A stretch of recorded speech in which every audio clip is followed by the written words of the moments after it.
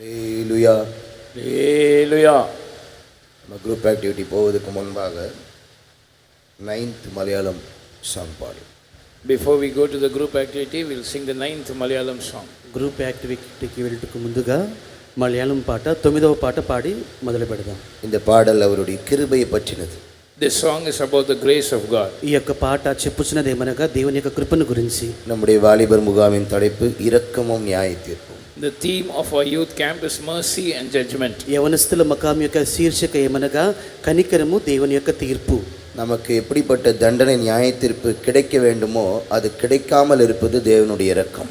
The punishment that we deserved, we have not got it, and that is the mercy of God. ఎటువంటి దండన న్యాయ తీర్పు మనకు దొరకవలెనో అది దొరకకపోవటయే దేవుని యొక్క కనికరము.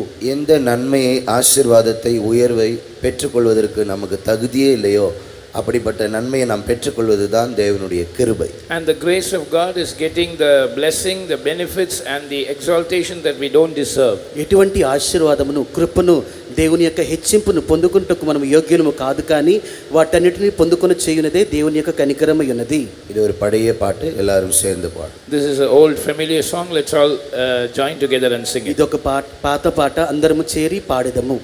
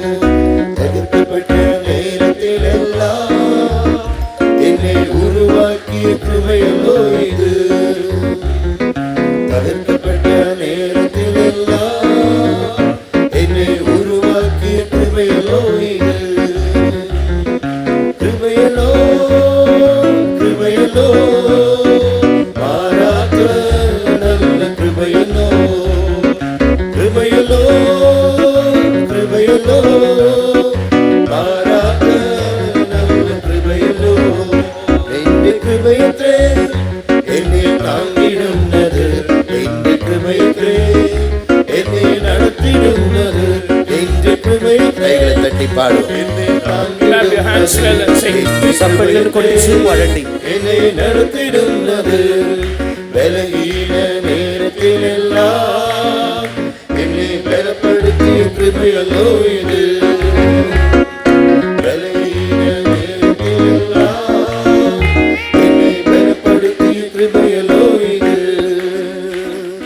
கிருபையல்லோ கிருபையல்லோ மாறாத நல்ல கிருபையல்லோ கிருபையல்லோ கிருபையல்லோ மாறாத நல்ல கிருபையல்லோ எന്റെ கிருபையത്രേ എന്നെ താങ്ങിടുന്നത് എന്റെ கிருபையത്രേ എന്നെ നടത്തിടുന്നത് എന്റെ கிருபையത്രേ എന്നെ താങ്ങിടുന്നത് എന്റെ கிருபையത്രേ എന്നെ നടത്തിടുന്നത് கைவிடப்பட்ட நேரத்திலெல்லாம் என்னை சேர்த்ததச்ச கிருபையல்லோ இது. கைவிடப்பட்ட நேரத்திலெல்லாம் என்னை சேர்த்ததச்ச கிருபையல்லோ இது. கிருபையல்லோ கிருபையல்லோ மாறாத நல்ல கிருபையல்லோ கிருபையல்லோ கிருபையல்லோ மாறாத நல்ல கிருபையல்லோ எന്റെ கிருபையത്രേ என்னை தாங்கிடுന്നത് എന്റെ கிருபையത്രേ என்னை நடத்திடுന്നത് என்று கிருபையற்றே, என்னை தாங்கிடுന്നത് என்று கிருபையற்றே, என்னை நடத்திடுന്നത് கிருபையல்லோ, கிருபையல்லோ, மாறாத நல்ல கிருபையல்லோ, கிருபையல்லோ, கிருபையல்லோ, மாறாத நல்ல கிருபையல்லோ என்று கிருபையற்றே, என்னை தாங்கிடுന്നത് நின்று கிருபையற்றே, என்னை நடத்திடுന്നത് நின்று கிருபையற்றே, என்னை தாங்கிடுന്നത് நின்று கிருபையற்றே, என்னை நடத்திடுന്നത് நின்று கிருபையற்றே, என்னை தாங்கிடுന്നത് நின்று கிருபையற்றே, என்னை நடத்திடுന്നത് நின்று கிருபையற்றே, என்னை தாங்கிடுന്നത് நின்று கிருபையற்றே, என்னை நடத்திடுന്നത് நின்று கிருபையற்றே, என்னை தாங்கிடுന്നത് நின்று கிருபையற்றே, என்னை நடத்திடுന്നത്. ஹல்லேலூயா. Hallelujah. கிருபை பல விதங்களில் பெருகும். Grace will abound in many ways. కృపను అనేక విధములుగా పొందవచ్చును. ஸ்தோத்திரத்தினால் கிருபை பெருகும். By the thanksgiving of many, grace abounds. స్తుతుల ద్వారా కృపను పొందవచ్చును. ஒரே ஒரு ஆள் 100 ஸ்தோத்திரம் பண்ணா கிருபை பெருகாது. If one person offers 100 praises, grace will not abound. ఒకే వ్యక్తి 100 స్తోత్రములు చేసినట్లయితే దేవుని యొక్క కృప దొరకదు.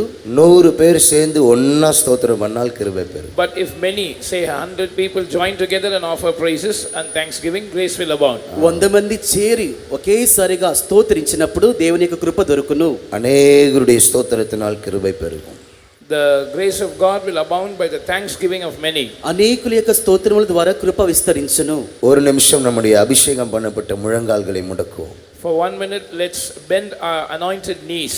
అభిషేకించబడినటువంటి మనకు మోకాళ్ళను ఒక్క నిమిషం మనం ఉంచుదుము గాక. இன்னைக்கு காலையில அநேக பிரைசிங்க்கு வந்தீங்க. Today morning, many of you came for the praising. ఈ యొక్క ఉదయకాలం ఎంతో మంది స్తోత్ర ప్రార్థనకు వచ్చి ఉన్నారు. நாம் கேட்டது போல தேவன் நம்மேல் ரொம்ப இரக்கமாக இருக்கிறதுக்காக தான் இந்த யூத் கேம்ப் கொண்டு வந்தார். As we heard now, God has brought us to this youth camp to show that He is very merciful towards us. మనము వినినట్లుగానే దేవుడు మన మీద గొప్ప కనికరమును కలిగి ఉన్నాడు. దానినే ఇది చూపించున్నది. ஆகவே தேவன் ரொம்ப இரக்கமாக வராதவர்களுக்கு இப்போ கிருபை கொடுக்க போகிறார். And by His mercy, the Lord is going to command His grace to those who are absent here. ఇక్కడికి ఎవరైతే రానయ్యున్నారో రాకుండా ఉన్నారో వారికి కూడా దేవుడు ఇప్పుడు మన యొక్క స్తోత్రం మూలముగా కనికరమును చేయబోచున్నాడు. அந்த ஆயக்காரன் பாவியாக என் மேல் கிருபையாயிரும் ஆண்டவரே என்று கெஞ்சினான். And that publican cried, saying, Lord, have mercy on me, a sinner. సుంకరి ఏ విధముగా ప్రార్థన చేయుచున్నాడో, ప్రభువా పాపినైన నన్ను క్షమించుము, కనికరించుము. நம்ம எல்லார் மேலும் கர்த்தர் கிருபையா இருக்கும்படியாக இப்போது நாம் ஸ்தோத்திரம் பண்ண போகிறோம். The Lord should be gracious on all of us, and for that we all are going to get together and praise God. మనందరి మీద దేవుడు కృపను చూపునట్లుగా మనందరము చేరి దేవునిని స్తోత్రించబోచున్నాము. அப்படி நாம் ஸ்தோத்திரம் பண்ணி கொண்டிருக்கும் போது கிருபையை கர்த்தர் ஒரு அபிஷேகமாக பொழிந்தருளுவார். And as we keep praising God, God is going to pour forth His grace as an anointing. అలాగని మనము స్తోత్రము చేయుచున్నప్పుడు యొక్క కృపను దేవుడు గొప్ప అభిషేకముగా మార్చబోచున్నారు. எல்லாரும் ஒரு மனதோட கைகளை உயர்த்தி தேவனை மட்டும் நினைத்து சத்தமாக ஸ்தோத்திரம் பண்ணுவோம். Let's all get together with one accord. Let's lift up our hands. Let only God be in our memory now, and let's all praise God loudly. అందరూ ఏకమనస్సుతో చేరి రెండు చేతులను పైకెత్తి మీ యొక్క ధ్యానమంతయు దేవుని మీదే పెట్టి దేవునికి మీరందరూ స్తోత్రములు చెల్లించుచూ ఉండండి. Praise the Lord. ஸ்தோத்திரம் ஸ்தோத்திரம் ஸ்தோத்திரம் ஸ்தோத்திரம் ஸ்தோத்திரம் ஸ்தோத்திரம் ஸ்தோத்திரம் ஸ்தோத்திரம் ஸ்தோத்திரம். Hallelujah. Praise the Lord. Hallelujah. தேவனை நினைத்து ஸ்தோத்திரம் பண்ணுங்கள். Think about God and praise God. దేవునిని స్మరించుచూ స్తోత్రించండి. மனதிலே தேவனை உயர்த்தி ஸ்தோத்திரம் பண்ணுவோம். Exalt God in your mind and praise God. మనస్సులో దేవునిని హెచ్చించుచూ స్తోత్రించండి. கிருபை பெருகி கொண்டிருக்கிறது. Grace is abounding. దేవుని యొక్క కృప పెరుగుచూ ఉన్నది. தேவன் உயர்த்தப்பட்டு கொண்டிருக்கிறார். God is being exalted. దేవుడు హెచ్చించబడుచున్నాడు. அவருடைய நாமம் மகிமைப்பட்டு கொண்டிருக்கிறது. His name is being glorified. ఆయన యొక్క నామం మహిమపరచబడుచున్నది. Amen. Hallelujah. Shabarabadabala katudariya rabakadature. Amen. Jesus. Hallelujah. Stotram, stotram, stotram, stotram, stotram, stotram, stotram, stotram, stotram, stotram, stotram.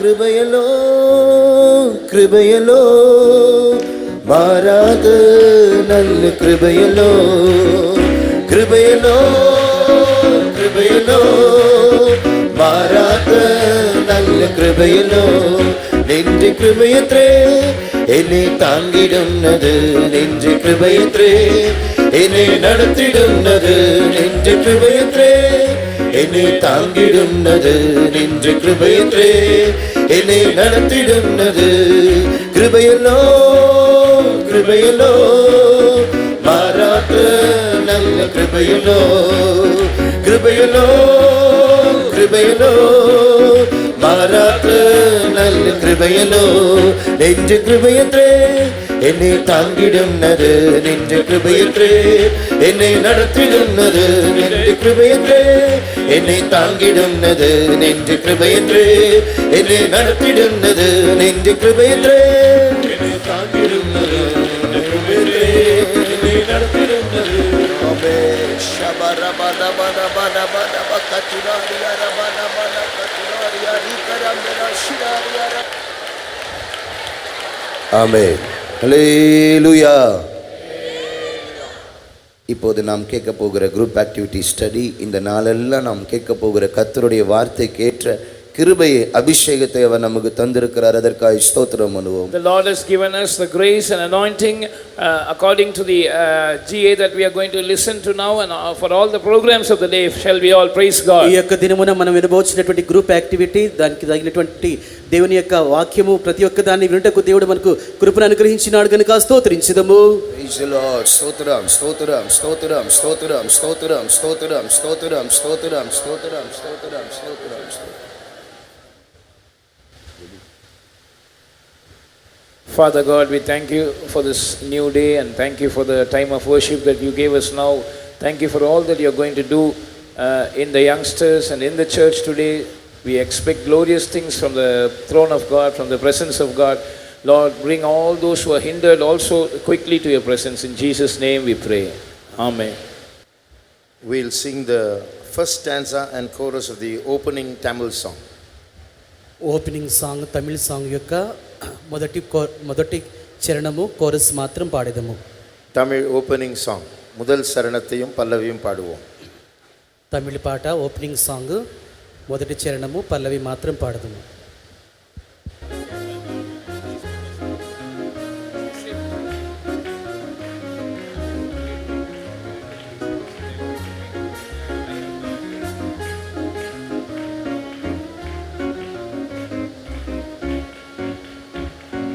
ஓடி ஓடி போனேன் என்னை தேடி தேடி வந்தீர், நான் கோடி கோடி துதியால் உம்மை புகழுவே. தேவமைந்தரோடு கூடி நான் ஆசை தீர பாடி உம்மை நான் ஆராதிப்பேனே. தேவமைந்தரோடு கூடி நான் ஆசை தீர பாடி உம்மை நான் ஆராதிப்பேனே. என் சொந்த இஷ்டம் செய்து அடப்பிடித்து வாழ்ந்து மாயையை பின்பற்றியே மாந்தேன். என் சொந்த இஷ்டம் செய்து அடப்பிடித்து வாழ்ந்து மாயையை பின்பற்றியே மாந்தேன். நீ பின் தொடர்ந்து வந்து மெய்யான இன்பம் தந்து என்னை கவர்ந்து கொண்டிரேசுவே. நீ பின் தொடர்ந்து வந்து மெய்யான இன்பம் தந்து என்னை கவர்ந்து கொண்டிரேசுவே. எல்லாரும் கைகளை தட்டி. ஓடி ஓடி போனேன் என்னை தேடி தேடி வந்தி, நான் கோடி கோடி துதியால் உம்மை புகழுவே. தேவமைந்தரோடு கூடி நான் ஆசை தீர பாடி உம்மை நான் ஆராதிப்பேனே. தேவமைந்தரோடு கூடி நான் ஆசை தீர பாடி உம்மை நான் ஆராதிப்பேனே. ஓடி ஓடி, you all sing fast. ஓடி ஓடி போனேன்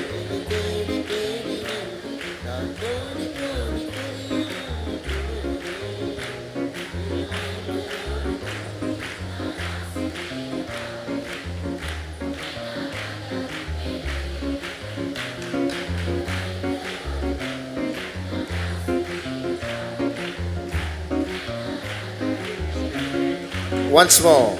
Odi, louder.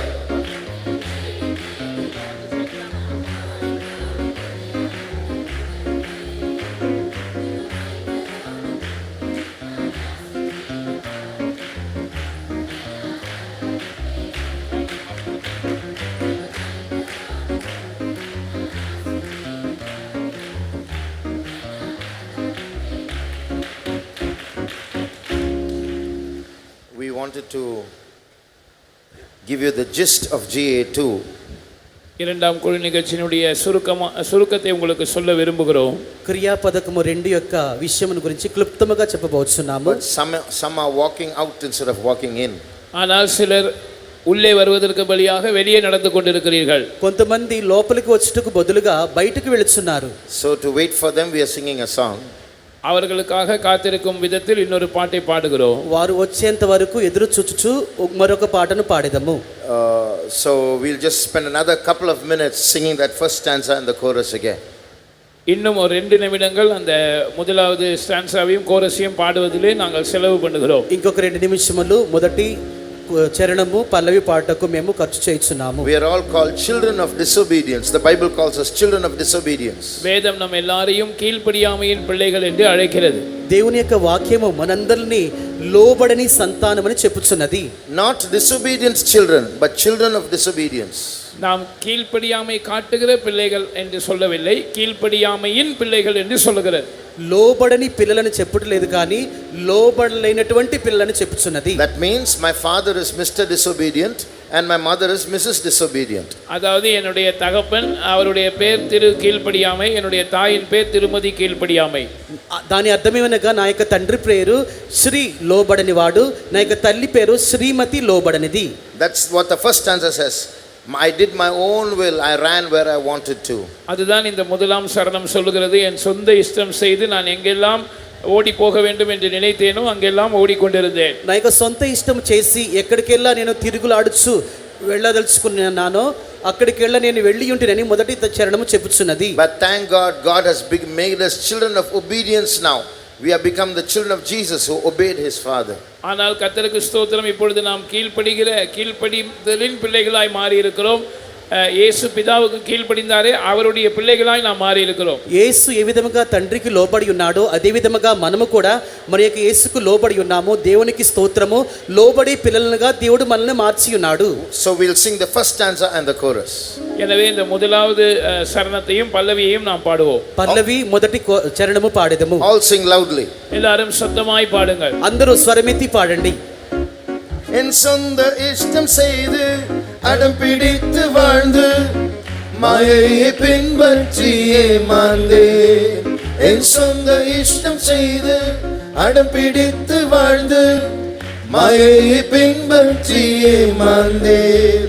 நீ பின் தொடர்ந்து வந்து மெய்யான இன்பம் தந்து என்னை கவர்ந்து கொண்டீரேசுவே. நீ பின் தொடர்ந்து வந்து மெய்யான இன்பம் தந்து என்னை கவர்ந்து கொண்டீரேசுவே. சத்தமாக ஓடி ஓடி போனேன், என்னை தேடி தேடி வந்தி நான் கோடி கோடி.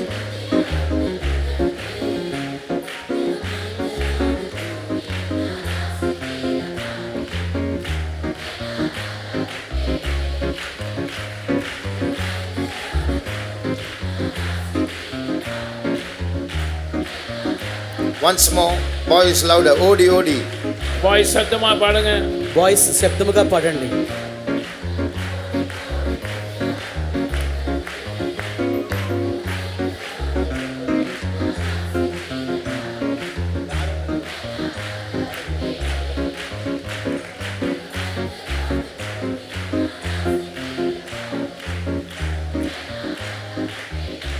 Okay, now we learn a new song. இப்பொழுது ஒரு புதிய பாட்டை நாம் பழகலாம். ఇప్పుడు ఒక క్రొత్త పాటను నేర్చుకుందాం. The second Tamil song, யாரும் இல்லையே. இரண்டாவது தமிழ் பாட்டு. రెండవ తమిళ పాట.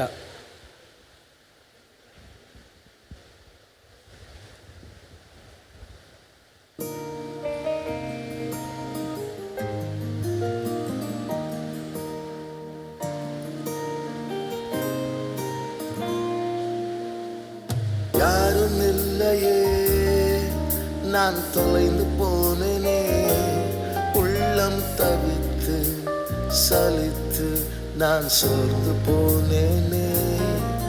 நான் கூப்பிட்டாலும் கெஞ்சினாலும் கேட்காமலே போகின்றார் இவ்வுலகிலே. யாரும் இல்லையே, வந்தேன் உம்மை தேடி வந்தேன், வந்தே கண்டே மகிமை கண்டே நான் பிழைக்க வேறிடம் இல்லையே யாரும் இல்லையே நான் பிழைக்க வேறிடம் இல்லையே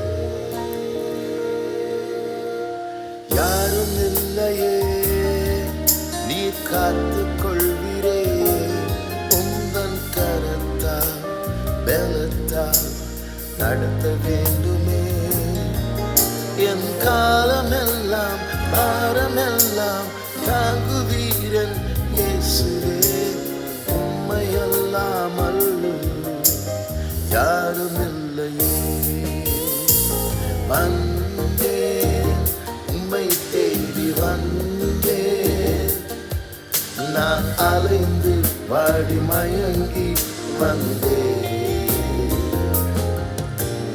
கண்டேன் மகிமை கண்டேன் நான் பிழைக்க வேறிடம் இல்லையே வந்தேன் உம்மை தேடி வந்தேன் நான் அலைந்து வாடி மயங்கி வந்தேன் கண்டேன் மகிமை கண்டேன் நான் பிழைக்க வேறிடம் இல்லையே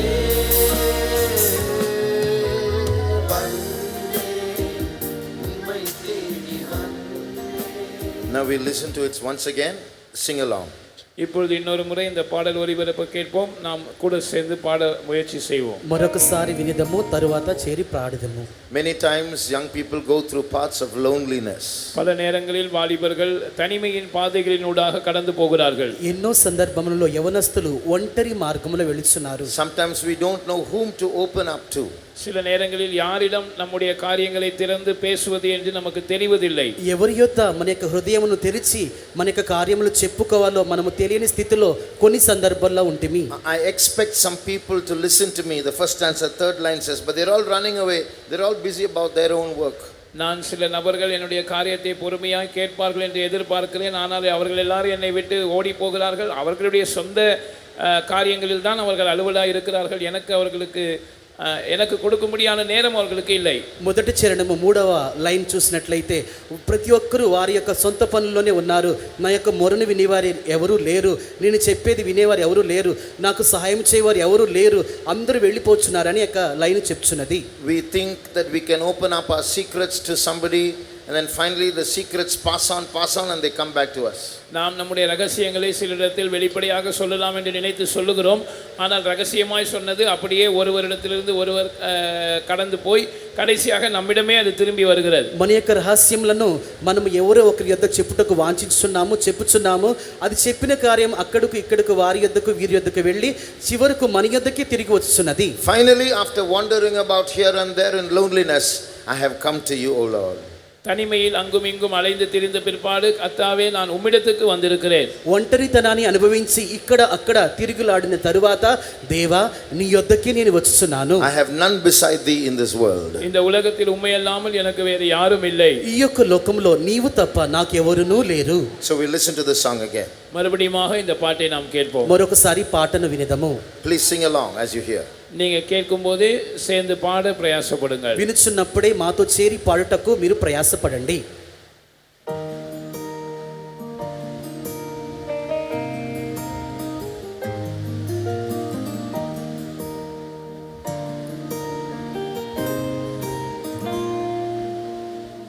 யாரும் இல்லையே நான் தொலைந்து போனேனே உள்ளம் தவித்து சலித்து நான் சோர்ந்து போனேனே நான் கூப்பிட்டாலும் கெஞ்சினாலும் கேட்காமலே போகின்றார் இவ்வுலகிலே யாரும் இல்லையே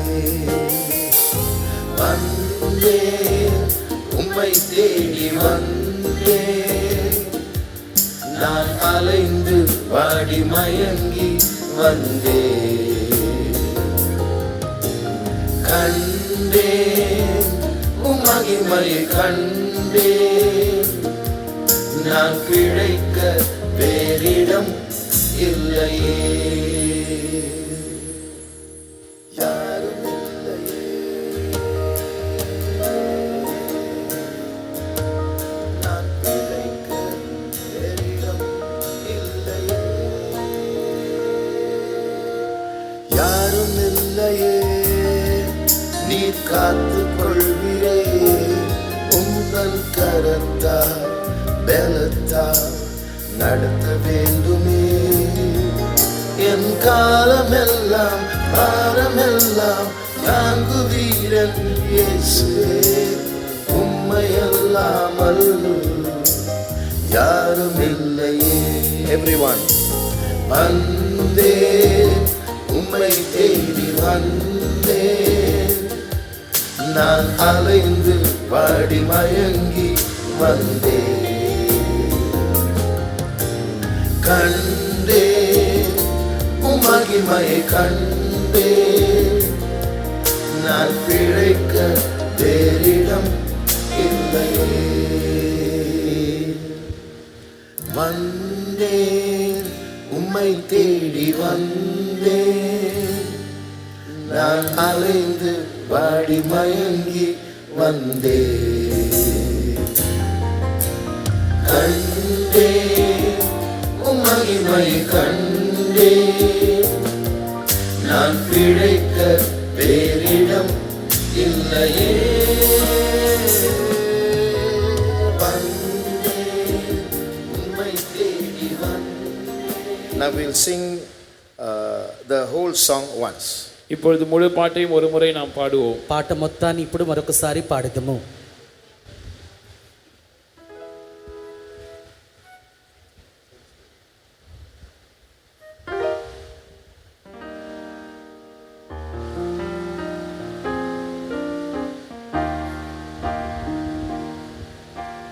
யாரும் இல்லையே நான் தொலைந்து போனேனே உள்ளம் தவித்து சலித்து நான் சோர்ந்து போனேனே நான் கூப்பிட்டாலும் எஞ்சினாலும் கேட்காமலே போகின்றார் இவ்வுலகிலே யாரும் இல்லையே வந்தே உம்மை தேடி வந்தே நான் அலைந்து வாடி மயங்கி வந்தே கண்டே உம் மகிமையை கண்டே நான் பிழைக்க வேறிடம் இல்லையே யாரும் இல்லையே நீ காத்துக் கொள்வீரே உந்தன் கரத்தால் பலத்தால் நடத்த வேண்டுமே என் காலமெல்லாம் பாரமெல்லாம் தாங்குவீரன் இயேசுவே உம்மையல்லாமல் யாரும் இல்லையே வந்தே உம்மை தேடி வந்தே நான் அலைந்து வாடி மயங்கி வந்தே கண்டே உம் மகிமையை கண்டே நான் பிழைக்க வேறிடம் இல்லையே எல்லாரும் சேர்ந்து வந்தேன் வந்தே உம்மை தேடி வந்தே நான் அலைந்து வாடி மயங்கி வந்தே கண்டே உம் மகிமையை கண்டே நான் பிழைக்க வேறிடம் இல்லையே once more வந்தேன் close your eyes கண்களை மூடி பாடுங்கள். కళ్ళు మూసుకొని మరోసారి పాడండి. தேடி வந்தே நான் அலைந்து வாடி மயங்கி வந்தே கண்டேன், உம் மகிமையை கண்டேன், நான் பிழைக்க வேறிடம் இல்லையே. Now we'll take you through the gist of GA2. இப்பொழுது இரண்டாம் குழு நிகழ்ச்சியை சுருக்கமாக உங்களுக்கு சொல்லுகிறோம். క్రియాపదకము 2 యొక్క విషయములను క్లుప్తముగా చూసెదము. We heard in GA1 that there's a judgment coming upon the church of God before Jesus comes. இயேசுவின் வருகைக்கு முன்னதாகவே கர்த்தருடைய வீட்டின் மேல் ஒரு நியாய தீர்ப்பு வரப்போகிறது என்று நேற்றைக்கு முதலாம் குழு நிகழ்ச்சியில் நாம் கேள்விப்பட்டோம். క్రియాపదకము 1లో యేసు ప్రభు యొక్క రాకడకు ముందుగా సంఘము మీదకి దేవుని యొక్క న్యాయ తీర్పు రానయ్యున్నదని నేర్చుకొని ఉన్నాము. How do we find mercy in that judgment? எப்படி அந்த நியாய தீர்ப்புக்கு மத்தியில் நாம் இரக்கத்தை கண்டடைவது? ఆ యొక్క న్యాయ తీర్పు మధ్యలో ఏ విధముగా మనము కనికరమును గుర్తించగలము? One thing you all must understand is our God, your God, is very possessive about you.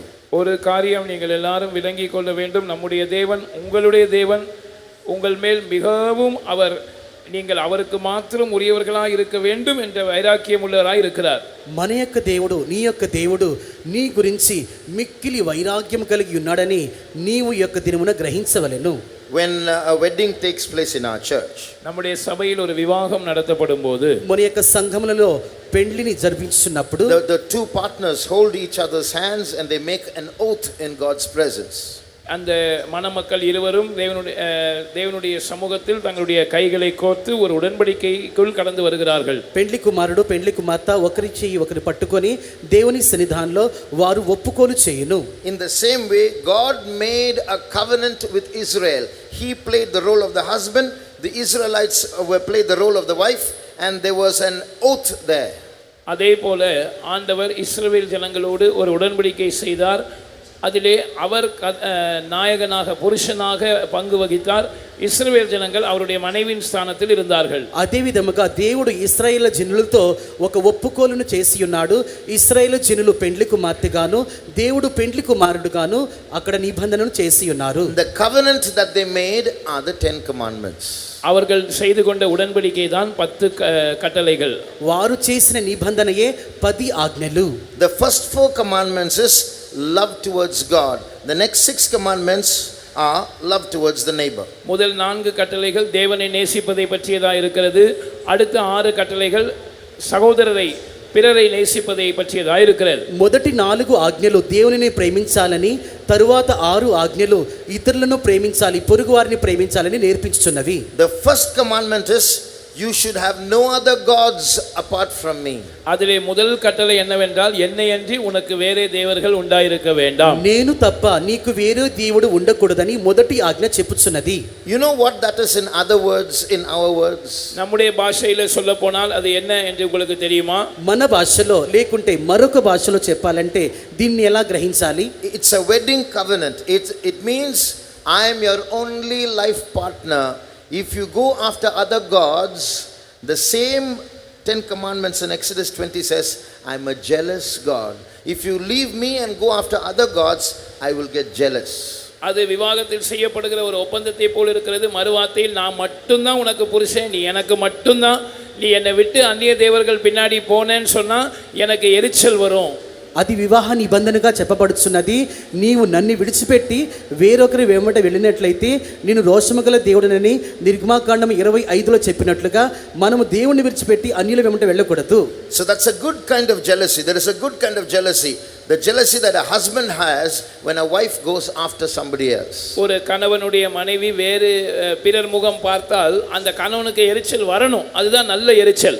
మంచి రోషము అనగా ఏమిటంటే ఒక భార్య తన భర్తను విడిచిపెట్టి వేరే అతనితో వెళుచున్నప్పుడు ఆ యొక్క భర్తకు వచ్చే రోషమే మంచి రోషమై ఉన్నది. So when you come into the area or the role of a wife, he is faithful to you and he will do anything he can to help you come out of judgment.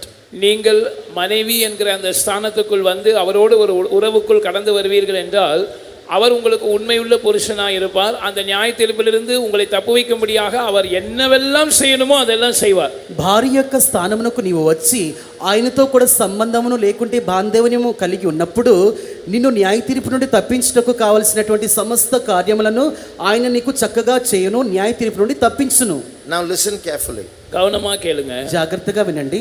If God uses the law to execute judgment upon us, none of us can escape. This brother can't, this brother can't, I can't, you can't. We are all guilty before him.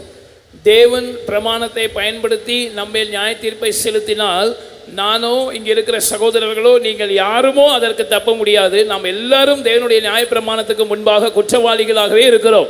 దేవుని యొక్క ధర్మశాస్త్రముకు విరోధముగా ఎవరైనా మన మీద దండన వేసినట్లయితే ఆ యొక్క దండనను ఎవ్వరు కూడా తీసివేయలేరు, ఏ సహోదరుడు కూడా తీసివేయలేడు. But there is a way to escape judgment. ஆனால் நியாய தீர்ப்புக்கு தப்ப ஒரு வழி இருக்கிறது. అయితే ఆ యొక్క తీర్పును తప్పించుకున్నట్టుకు మరొక మార్గం ఉన్నది. When someone in your house, maybe your dad or your brother, is caught in a crime, you will somehow go to the police and beg, fall at their feet and do anything to get them out of that case. உங்களுடைய வீட்டில் யாரோ ஒருவர் ஒரு குற்ற வழக்கில் சிக்குவார்கள் என்றால் அது தகப்பனோ அண்ணனோ யாராவது ஒருத்தர் அந்த குடும்பத்திலிருந்து போய் அந்த போலீஸ் காலில் விழுந்து அல்லது வழக்கறிஞர் காலில் விழுந்து அவர்களை அந்த வழக்கிலிருந்து விடுவிக்க தங்களால் இயன்ற அனைத்து முயற்சிகளையும் செய்வார்கள். నీవు నేరస్తుడిగా కనబడిన తరువాత నీ యొక్క తండ్రి కానీ నీ యొక్క అన్న కానీ ఆ నేరము చేసినందువలన పోలీసుల కాళ్ళు కానీ న్యాయవాది కాళ్ళు కానీ పట్టుకొని గోచాడి ఎలాగైనా నా యొక్క కొడుకుని విడిపించనని చెప్పుచున్నారే, అలాగున నీవు తప్పించబడవచ్చును.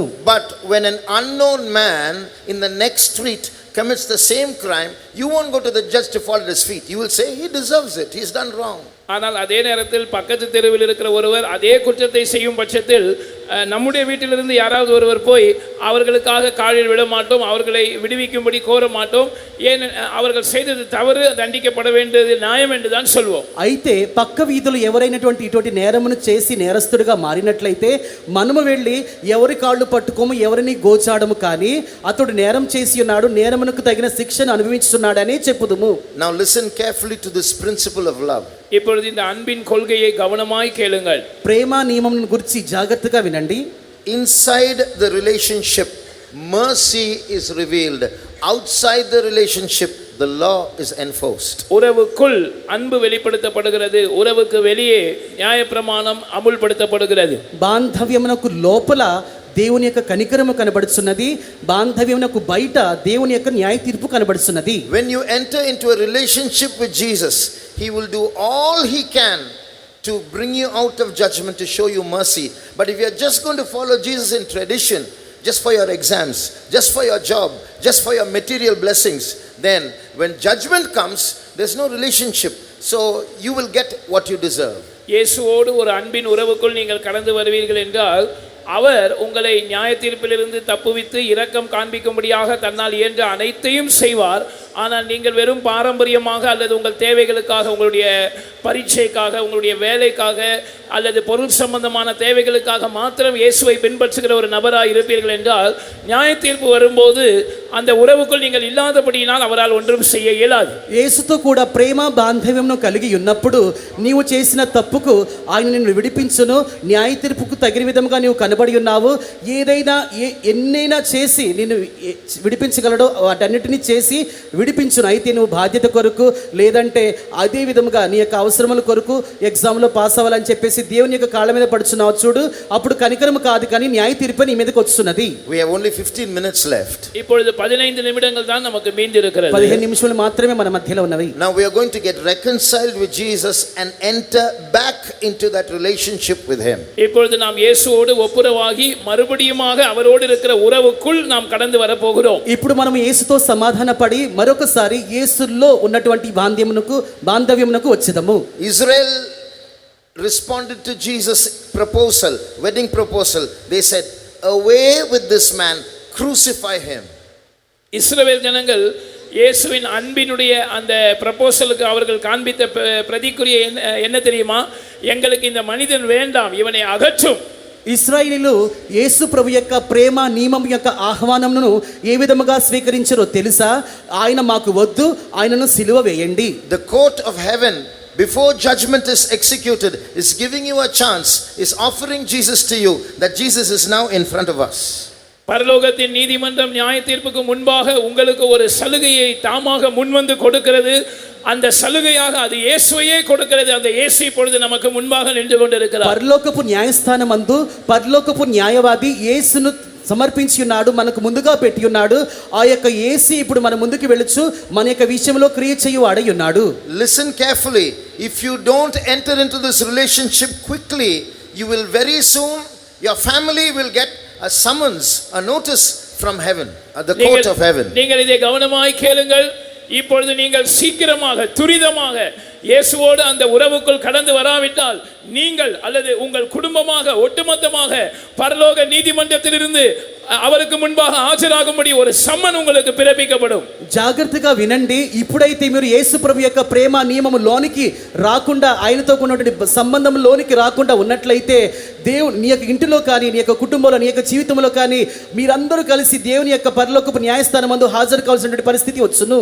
How will we know that we have got a lawyer's notice, a summons from the court of heaven? பரலோகத்திலிருந்து நமக்கு ஒரு வக்கீல் நோட்டீஸ் அல்லது சம்மன் அனுப்பப்பட்டிருக்கிறது என்று எப்படி தெரியும்? పరలోకములో మన నిమిత్తము ఒక వకీల్ని ఏర్పాటు చేసి ఉన్నాడని దాన్ని ఎలాగో గుర్తించగలము? Something bad will happen in the church. Something bad will happen to you, to your family, to us. சில தீமையான சம்பவங்கள் சபையில் நடக்கும், அல்லது தனிப்பட்ட முறையில் உங்களுக்கு நடக்கும், அல்லது உங்கள் குடும்பத்தில் நடக்கும், அல்லது பொதுவாக நமக்கு நடக்கும். అటువంటి కొన్ని కార్యములు, బాధాకరమైన కార్యములు, ఆపదలు, దుఃఖకరమైన కార్యములు నీలో కానీ నీ యొక్క కుటుంబంలో కానీ జరుగును. It will make us run to the court of heaven and fall at God's feet. அப்பொழுது நாம் தேவனுடைய நீதிமன்றத்துக்கு ஓடி போய் கர்த்தருடைய பாதத்தில் விழ வேண்டி இருக்கும். అప్పుడు దేవుని యొక్క న్యాయాలయంలోనికి మనం త్వరగా వెంటనే వెళ్ళి మనం సాగిలపడవలెను. Before that happens, அது நடக்கிறதுக்கு முன்னதாக, అది జరుగుటకు ముందుగా, it will be good if we can fall at his feet now itself. இப்பொழுதே நாம் அவருடைய பாதத்தில் வீழ்வோமானால் அது நமக்கு நன்மையா இருக்கும். ఇప్పుడే మనము ఆయన యొక్క పాదముల యొద్ద పడిదము, అది మనకు మంచిగా ఉండును. Let us close our eyes. நம்முடைய கண்களை நாம் மூடுவோம். మన కళ్ళను మూసుకొనిదము. On behalf of the whole church, முழு சபையின் சார்பாக, ఆ సంఘమంతటికి ముందుగా, on behalf of all the youths who have not turned up to this camp, இந்த முகாமுக்கு வராத வாலிபர்கள் எல்லார் சார்பாக, ఈ యొక్క యవన మకాముకు రానటువంటి యవనస్తులందరిని కూడా చేర్చుచు, on behalf of your church members, உங்களுடைய சபையின் அங்கத்தினர்கள் சார்பாக, నీ యొక్క సంఘపు అవయవాలను కూడా చేర్చి, on behalf of your family members, உங்களுடைய குடும்பத்தின் அங்கத்தினர்கள் சார்பாக, నీ యొక్క కుటుంబ సభ్యులను కూడా చేర్చి, on behalf of yourself, உங்கள் சார்பாக నిన్ను కూడా చేర్చుకొని, now we are going to get reconciled with Jesus. நாம் இயேசுவோடு ஒப்புரவாக போகிறோம். ఇప్పుడు మనం యేసుతో సమాధాన పడబోచున్నాము. Close your eyes and see Jesus standing in front of you.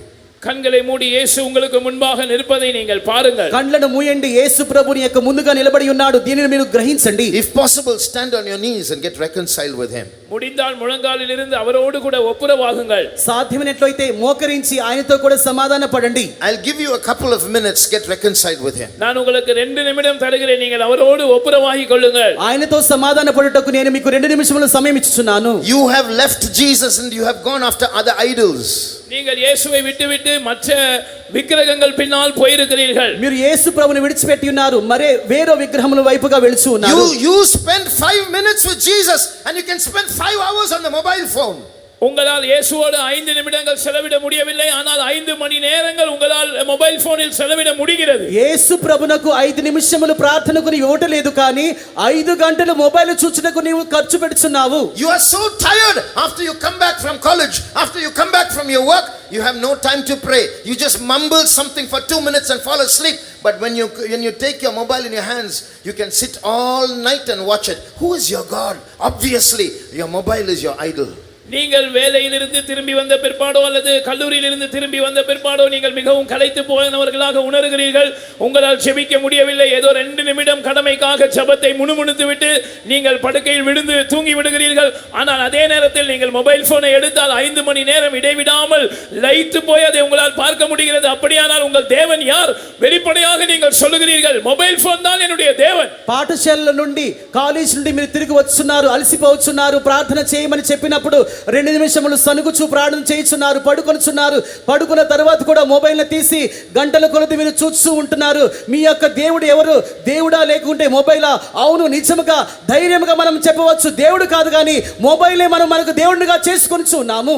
Your clothes, your jewels, your bikes, those cars, your ornaments, and your friends, your boyfriends, your girlfriends, those dirty websites, they are your gods, not Jesus. Don't give excuses. Don't tell lies. நீங்கள் பொய் சொல்லாதீர்கள், சாக்கு போக்கு சொல்லாதீர்கள்.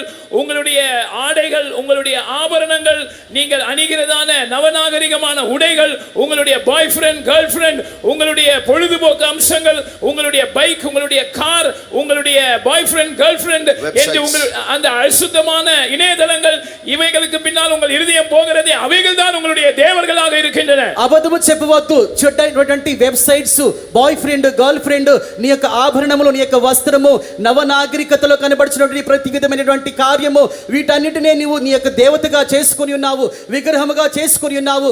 దేవునిని నీవు దేవునిగా చూచుటలేదు. An offer from the court of heaven. பரலோகத்தின் நீதிமன்றத்திலிருந்து ஒரு சலுகை அளிக்கப்படுகிறது. పరలోకపు న్యాయ తీర్పు నుండి ఒక సమాచారము, సందేశము బయలుదేరి వచ్చుచున్నది. Before something bad happens, ஏதாவது தீமை சம்பவிப்பதற்கு முன்னதாக, ఏదైనా కీడు సంభవించుటకు ముందుగానే, and after that something bad happens, your proud heart will blame God for that also, and then you will go to hell and you can shout all eternity and you can throw your fist and shout bad words at God. No one's going to listen to you. Now is the time for you to repent. ஒருவேளை அப்படி ஏதாவது தீமை சம்பவித்தால் நீங்கள் அதற்கும் உங்களுடைய பெருமையான இருதயம் தேவனை தான் குறை சொல்லிக் கொண்டிருக்கும். இப்படியே இருந்து அந்த இருதய கடினத்தின் நிமித்தம் நீங்கள் நரகத்துக்கு போனால் நித்தியம் முழுவதும் தேவனை நோக்கி உங்கள் கைகளை முடக்கி இப்படி ஆண்டவரை சபித்தும் பழித்துக் கொண்டும் இருக்கலாம். ஆனால் யாரும் அதற்கு செவி கொடுக்க போவதில்லை. ஆனால் அதற்கெல்லாம் முன்னதாக இப்பொழுதே நாம் தாழ்த்தி மனம் திரும்புவோமாக. అటువంటి పరిస్థితి సంభవించుటకు ముందుగానే మీరు మీ యొక్క కఠినమైనటువంటి గర్వపు హృదయాన్ని తొలగించుకొనకుండా మీ యొక్క క్రియల నిమిత్తము నరకమునకు వెళ్ళి అక్కడ న్యాయ తీర్పుకు ముందుగా నిలబడి ఉన్నప్పుడు దేవుని మీద సాగుబోగులు చెప్పుచు ఉండెదరు, దేవుని మీదనే మీరు నేరారోపణ చేయించు ఉండెదరు. అలాగున జరుగుటకు ముందుగానే మీ యొక్క గాజులు, మీ యొక్క పోగులు, మీ యొక్క ఆవరణములు, వస్త్రములు అన్నిటినీ తీసివేసి ఈ యొక్క సమయమందు దేవుని ఎదుట సాగిలపడి దేవుని మనము క్షమాపణ అడుగుదుము గాక. Come back from your idolatry. Your true husband is standing in front of you. Talk to him. உங்களுடைய விக்கிரக ஆராதனையிலிருந்து திரும்பி வாருங்கள். உங்களுடைய உண்மையான புருஷன் உங்களுக்கு முன்பாக நின்று கொண்டிருக்கிறார். நீங்கள் அவரோடு பேசுங்கள். విగ్రహారాధన నుండి మీరు బయటకు రండి. నీ యొక్క నిజమైన భర్త నీతో మాట్లాడుచున్నాడు. ఆయనతో కూడా మీరు మాట్లాడుచు ఉండండి. Your other idols won't allow you to talk to him. It will distract you. It won't allow you to open your heart or your mouth. But now resist those demons and open your mouth and talk to your real husband. உங்களுடைய அந்த அந்நிய விக்கிரகங்கள் உங்களுடைய வாயை திறக்க விடாது. அது உங்கள் கவனத்தை சிதறடிக்கும். அது உங்களுடைய அந்த புருஷனோடு பேச விடாது. ஆனால் நீங்கள் உங்கள் வாயை திறந்து, இருதயத்தை திறந்து இப்பொழுது அந்த தேவர்களை தவிர்த்து உங்களுடைய உண்மையான புருஷனோடு நீங்கள் பேசுங்கள். అన్య దేవతలు, విగ్రహములు, ఆ యొక్క కార్యములన్నీ మీ యొక్క నోరును తెరుచుటకు ఒప్పుకొని మిమ్మల్ని విడిచిపెట్టవు. మీ యొక్క భర్తతో మాట్లాడటకు మిమ్మల్ని విడిచిపెట్టవు. కానీ మీరు మీ యొక్క నోరులను తెరవండి, మొరపెట్టండి, స్వరం ఎత్తండి. దేవునితో మాట్లాడటకు, నీ యొక్క భర్తతో మాట్లాడటకు నిన్ను తయారు సిద్ధం చేసుకును. Open your mouth and start praying. வாயை திறந்து ஜெபிக்க ஆரம்பியுங்கள். నోరు తెరిచి ప్రార్థన చేయటం ప్రారంభించండి. Your judge is a merciful judge. நம்முடைய நியாயாதிபதி அவர் இரக்கமுள்ள நியாயாதிபதியா இருக்கிறார். మన యొక్క న్యాయాధిపతి కనికరము గల న్యాయాధిపతి అయి ఉన్నాడు. Not all are going to pray. எல்லாரும் ஜெபிக்க போவது இல்லை. అందరూ ప్రార్థన చేయటలేదు. Some proud stony hearts are not going to pray. சில கடினமான பெருமை பிடித்த இருதயங்கள் ஜெபிக்க போவது இல்லை. కొన్ని కఠినమైన హృదయాలు, అహంకారము, గర్వము పట్టిన హృదయములు ప్రార్థనను చేయలేకపోతున్నారు. They like those idols. அவர்களுக்கு அந்த விக்கிரகங்கள் தான் பிடிக்கிறது. వారికి ఆ యొక్క విగ్రహములు మాత్రమే ఇష్టము. Young boy, young girl, what are you going to do? வாலிப சகோதரனே, சகோதரியே, நீ என்ன செய்ய போகிறாய்? యవన సహోదరుడా, సహోదరి, నీవేం చేయబోతున్నావు? This may be your last chance. இதுவே உன்னுடைய கடைசி தருணமா இருக்க கூடும். ఒకవేళ ఇదే నీ యొక్క చివరి తరుణం అయి ఉండవచ్చు. Cry out to God. தேவனை நோக்கி கதறுங்கள். దేవునిని చూచి మొరపెట్టండి. Say sorry for hurting your husband. உங்களுடைய புருஷனை மனம் நோகடித்ததற்காக மன்னிப்பு கேளுங்கள். నీ యొక్క భర్తకు ద్రోహము చేసినందుకు ప్రభువా నన్ను క్షమించండి అని అడగండి. 2 minutes, lift up your voice and pray. 2 நிமிடங்கள் உங்களுடைய சத்தத்தை உயர்த்தி ஜெபியுங்கள். 2 నిమిషములు స్వరమెత్తి ప్రార్థించండి. You know, your Jesus, your husband, your lover, the one who gave his life for you, is still crying because of you. உங்களுக்கு ஒன்று தெரியுமா? உங்களுடைய இயேசு, உங்களுடைய புருஷன், உங்களுடைய நேசர், உங்களுக்காய் ஜீவனை கொடுத்தவர், அவர் இன்னும் உங்களுக்காக அழுது கொண்டுதான் இருக்கிறார். నీకు ఒక విషయం తెలుసా? నిన్ను ప్రేమించినట్టు యేసు నీ కొరకు సిలువ వేడి తన ప్రాణాన్ని అప్పగించిన యేసు నిన్ను ప్రేమిస్తున్నాడు. ఇంకను నీ కొరకు ఏడ్చుచునే కన్నీళ్లు విడుచున్నాడు. Every time you go into something wrong, into your mobile phone, you speak to someone that grieves God, you're hurting him, but you don't care because your heart is hard. ஒவ்வொரு முறையும் நீங்கள் உங்களுடைய செல்போனில் போய் தவறான காரியங்களை பார்க்கும்போது, அவருக்கு பிரியமில்லாத தொடர்புகளை வைத்துக்கொண்டு அப்படிப்பட்டவர்களோடு பேசும்போது அவருக்கு அது வலிக்கிறது. ஆனால் அது உங்களை பொறுத்தவரையில் ஒரு விஷயமே இல்லை. ஏனென்றால் உங்களுக்கு உங்களுடைய சந்தோஷம் தான் வேண்டும். தேவன் காயப்பட்டால் என்ன? ఒక్కొక్క సమయం అందు నువ్వు మొబైల్లో చూస్తున్నావు, తప్పైన కీడైన కార్యములు చూస్తున్నావు, అనవసరపు సంబంధములు పెట్టుకొని తప్పైన వారితో మాట్లాడుతున్న ప్రతి ఒక్కసారి కూడా దేవుని యొక్క హృదయం ఎంతగానో నొప్పిగా ఉంటున్నది. అయితే ఆయన హృదయం నొప్పిగా ఉన్నట్లయితే నాకేంటి, వేదన వచ్చినట్లయితే నాకేంటి, నాకు ఏది సంతోషమో అదే చేతును ఆ యొక్క మొబైల్లో కార్యములను చూస్తూనే ఉందని నువ్వు అనుచు ఉన్నావు. Every time you watch Insta, every time you watch a movie on YouTube, every time you speak something vulgar or watch something porn site, you are taking a nail and crucifying him again and again, shedding his blood again and again. But who cares? I want fun. That's enough. நீங்கள் ஒவ்வொரு முறை இன்ஸ்டாவிலே போய் ஏதாவது பார்க்கும்போது அல்லது யூடியூப்ல ஏதோ ஒரு வீடியோ பார்க்கும்போது அல்லது ஆபாசமான ஏதோ ஒரு காரியத்தை பேசும்போது அல்லது ஆபாசமான காட்சிகளை பார்க்கும்போது நீங்கள் ஒரு ஆணியையும் சுத்தியலையும் எடுத்து இயேசுவை சிலுவையில் மறுபடியும் அறைந்து அவரை ரத்தம் சிந்த வைக்கிறீர்கள்.